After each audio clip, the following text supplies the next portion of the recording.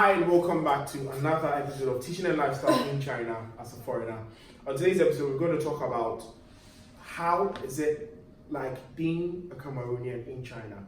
So if you're a Cameroonian out there, you should watch this before you come to China. I have here with me Cookie. Cookie, nice to meet you. Nice to meet you. Okay, so the first question will be, how difficult is it to get a Chinese visa from Cameroon?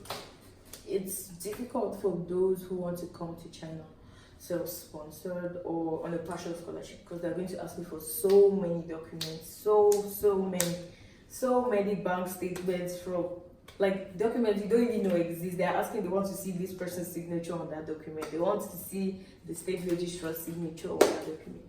But if you have a full scholarship, you just need to go to the embassy with your application, with your admission notice and your GW2. Yes, and they'll just do everything just so fast. But it's nice to go with an agent or a Chinese. So if you go on your own, you may take a week or so. But if you go with a Chinese or an agent, you can just get your visa in 7 days. So fast forward, do you need an agency to process everything for you? Or you can also sit just behind your computer and apply for a school in China? You know that most Africans think like these things are so difficult because technically you can just sit behind your laptop and go to those websites and apply yourself and just type your address yourself. And when the school accepts you, they'll send your admission notice. How do you do that? Which of the sites?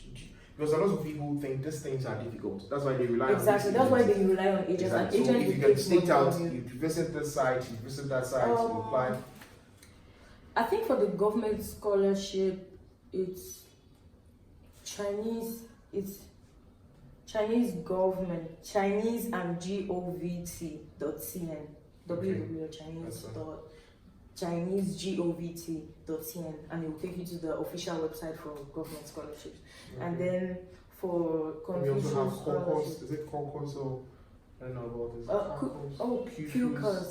So just like we were saying, I want you to put it out there. So there's somebody in Africa now who wants to also apply for a Chinese scholarship, being it a government scholarship or an intermediate company that is going to just send them documents for them to get a visa back home.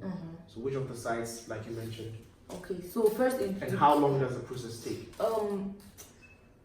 Okay, like right now the government scholarships are closed, but if anybody wants a scholarship, I always prefer when you go to the website of the school you want to apply. Because those schools, individual schools may have their own scholarships with different conditions and criteria that will suit you, but the government scholarship maybe the criteria is too high or the scores are too high and you can't meet up. So it's good if you have the school you want to go in mind, just type the name of the school, go to the home page and you go to admissions office section. You'd always see the available scholarship that particular school offers. Somebody else there will be asking, which certificate do I need to like apply? So if you want to apply for a bachelor's, of course you need your GCE advanced level or your secondary school certificate, whatever it is in your country, and then maybe they'll need you to take a Chinese proficiency test. Maybe. Okay. Yes. Then for the masters, you need your bachelor's, of course. And most times the school scholarships don't need your scores to be extra high. You just need, because they don't know how to read English.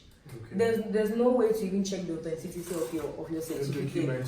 So technically it's easier to get your scholarship through the schools directly than all those big websites with people from all over the world applying, and your small scores are not going to get you anything. So which seasons do you think you should apply that you think is convenient?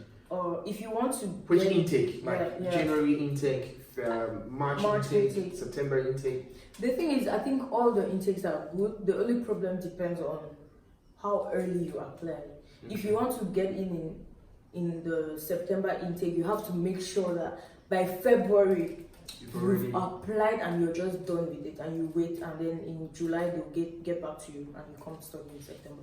If you're applying for the March session, by November you have finished applying and you're just waiting for their reply. But some people always wait for the last week to apply, and sometimes they close long ago. Sometimes they wouldn't even take the late entries anymore. So what happens if you are accepted into the university, or I want it to be diverse. If you do not get picked up, like if your admission fails and if it goes through, is it that they're going to write you back, or how is it going to be? Most schools will send, for most schools, when you apply through their website, you have to create an account on the website. Okay. So they are going to be talking with you and communicating with you through the account. As soon as you create your bank account or like when you want to use Facebook, you create an account, log in, all that. So you have to create an account with a username and a password. Once you create the account, they're going to send you an email. Okay, you've succeeded to create an account. Whether you gained admission or not. Yes. So or they're just let's clear the air. Okay. Is it that they're going to respond to you when you gain admission, or even if you don't get admission, they'll tell you, oh, this is the reason why we didn't give you admission? Like I said, like everything is computerized and it's in stages. Like let's just say it's in 5 stages, and each time you complete one stage, you move 1 star ahead. So creating an account is already the first stage. When you create an account, you open it like stage 1. Okay. When you fill in the form and submit the form, you go like stage 2. When the school receives your documents, it goes like stage 3. Okay. So between stage 3 and stage 4 is waiting for their reply. If you get up and you check your account and you see like you're on stage 4, it means like, okay, they have accepted me. So stage 5 is when they have sent you your admission letter. Okay, so it's just like passes. Yes. Exactly, I get it. So depending on what email, do they send it through your email or they send it through your? Because creating the account, you need your valid email, because immediately you create the account, they send you an email, like a link to verify the account. So you're going to print out an email to apply for a visa, or you're going to get a hard copy of the GW2 through? No. They'll send you the hard copy. The hard copy. Yes, they'll just send you like through what means? Of course, there's a place for mailing address. So if you're through your mail, and then you print it out, right? No. In the account, you have a form. I understand. You fill what the I'm form. saying is, you filled everything. You got and in the form, there's so a now, space for your address. Like with Chinese people, they know even when you get to the Chinese embassy, you want to apply for a visa, they will not collect photocopies of it. So you need an original copy. Yes, exactly. Just send what I'm saying is, are you going to printing something from your mail is different from the hard copy being given to you. You're not printing it, they're going to send you the hard copy. Through what means? That's what exactly. In the form, there's a space for your mailing address, like your address. Okay, through your box, PO box. Yes, Shama. Okay, so you go to the post office and claim your documents. Exactly. Okay. So now you get admission. And we came to China. Like you coming to China. Okay, we have another vlog concerning what you need to know being a foreigner when you come to China the first time, a student that you're going to apply for a visa extension. So you check out the video, and I think we spoke a lot about that to get some insight on that. So how much do you pay for your fees? That's very important, because a lot of people do not know. I'm coming to school, I got admission, being in scholarship. I want you to talk about scholarship first, then you talk about the normal program. The normal process. Okay. I think with the scholarship, you already understand. Like if it's a partial scholarship, it means they cover your tuition, and then you have to pay like the accommodation and you feed yourself. Sometimes it's going to cover your tuition and your accommodation with no stipend, and then you have to feed yourself and take care of yourself and other things like that. So now if you're coming self-sponsored, that's like the easiest way to get admission, because I don't think there's any school that will be so happy giving scholarships. Most of them are not always very happy. So if you just tick like self-sponsored, maybe in 2 days you even receive your admission notice, like, oh, you've been accepted to study in our university and stuff. Then upon arrival, sometimes they send you like a catalog of what you need to prepare and stuff. But I think depending on your major, the fees will vary depending on the major. But I think the cheapest. Let me chip in with this question. A lot of people have this idea or perception that you have to pay your fees before you get here. No. Is it true? No. You come here first. Before you pay the fees. Yes, because they have to give you a bank account number, so and they're not going to the money give you inside. the money when you're not in China. Okay. So how much do you pay for your fees? You have to. It was between. No, yours is on scholarship, right? Mine is on scholarship. Okay, so yours is different. So how much do you think somebody on a normal program is going to pay? How much do you think estimately? Per semester is like, for a language program. I'm talking about a language program because that's the cheapest one. Okay. It's like 12,000 RMB. Yes. For 1 year or 6 months? For one semester. For one semester? Yes. Okay. But what I know is that normally the amount of money you pay for your fees is what is going to determine your stay. No. So you know, like, with the fees thing, in big cities it's going to be very expensive. So like in places like Hangzhou, Zhejiang, language program is like 12,000. But probably like here in Hebei, yes, Hebei it's like 9,000, 10,000. So why do we have these experiences from people telling us that a lot of people pay fees approximately 19,000, 18,000? Is it that they pass through agencies or they're not going through the right channel? No, I think it just depends on your major, because things like engineering, you're going to spend a lot of money because of practicals and stuff like that. Medicine, you're going to spend a lot of money. These people out there who are watching us today, let's not stretch on Chinese program. Let's stretch on general course, engineering, computer science, medicine, everything. So how much do you think that person should be getting ready? The person from Ghana, Nigeria, Cameroon, get ready. This is how much you're going to pay if you're coming to school in China. If you're coming for medicine, just keep your 22,000 RMB. 22,000 RMB for 1 year school fees. If you're not on scholarship. Okay, and how much are you expected to pay if you're on scholarship? Are you going to pay any money? Are you going to... If you're on scholarship, if it's a partial scholarship, most of the time they take care of the tuition. What is the difference between that partial scholarship and scholarship? Okay, like a partial scholarship, sometimes it's 70% waiver, sometimes it's 30% waiver. So if it's a 70% waiver, it means they cover your tuition. If it's a your tuition and accommodation, sorry. Okay. If it's a 30% waiver, they cover just your tuition. So you have to pay for your accommodation. Yes. Then with the full scholarship, they pay for your tuition, they pay for your accommodation, and they still give you pocket money. I see. So on what basis can you maintain the fact that you're on partial scholarship, but you still maintain it until you complete? Because a lot of people, they take away the scholarship. Yes, you know, like with the more benefits you have, the more the school is going to be strict with you. So if they give you a full scholarship, the requirements are so high. Your grades have to be high. You don't have to skip classes and things like that. But with probably a 30% waiver, he's paying probably just your tuition. I even had to give you money. Yes, they do. Like how much? Why are you laughing? Like how much? I don't want to say. Really? No, just somebody else there so that the person will prepare. So some people, let's just listen to this.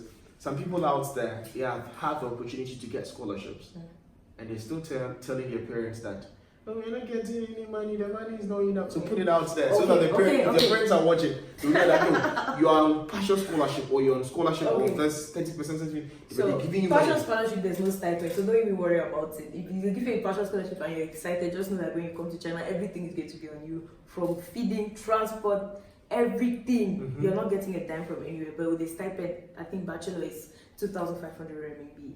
Okay. When you convert it in your currency in Africa, it sounds like so much money, but trust me, it's not. But I think being a student and you staying in a student hostel and earning 2,500, I think it's moderate. At least the Chinese government has tried. Well, the thing is, for us, from the African point of view, we would feel like they're trying and it's so much. But for them, it's peanuts. They don't even true. For them, it's nothing.